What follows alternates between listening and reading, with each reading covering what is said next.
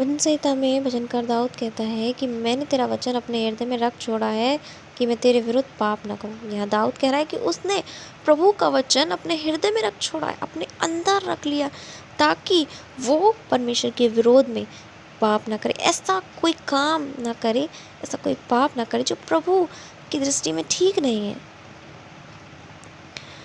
कई बार हमारे जीवन में भी ऐसा होता है, हम पाप में गिर जाते हैं, ऐसी चीज़ों में गिर जाते हैं जो शायद हमारे लिए सही नहीं है। हम जानते हुए भी उन चीज़ों को छोड़ नहीं पाते। हम रोज़ उन चीज़ों से भागते हैं, रोज़ डिसीजंस लेते हैं, रोज़ सोचते हैं कि हमें ऐसा नहीं करना, लेकिन हम चाह कर भी उन चीज़ों से निकल नहीं पाते हैं। कई बार वो चीज़ें हम पर इतना हावी हो जाती हैं, वो पाप हम पे इतना हावी हो जाते हैं, हम चाहते हैं उन चीज़ों को छोड़ना पर नहीं छोड़ पाते। मेरे प्रियो, वचन कह रहा है कि मैंने अपने हृदय में परमेश्वर का वचन रख छोड़ा है, हमें भी यही करना है। हम ये एक दिन में नहीं होगा कि हम उन चीज़ों को छोड़ पाएंगे, पर जब हम प्रभु का वचन अपने हृदय में रखेंगे, परमेश्वर का भय हमारे अंदर आ जाएगा, तो हम उन चीज़ों को नहीं कर पाएंगे जो प्रभु की दृष्टि में बुरी हैं। जब हम प्रभु के वचन को महत्व देंगे, जब हम उसके वचन को अपने हृदय में रख लेंगे, अपने मन, अपने विचारों में रख लेंगे, तो वो वचन हमें हर दिन याद दिलाएगा कि हमें क्या करना है, हमें कैसे अपना जीवन व्यतीत करना, हमें कैसे चलना है। और जब हम प्रभु का वचन पढ़ते तो हमारे अंदर उसका भय आता है, उसका प्रेम आता है।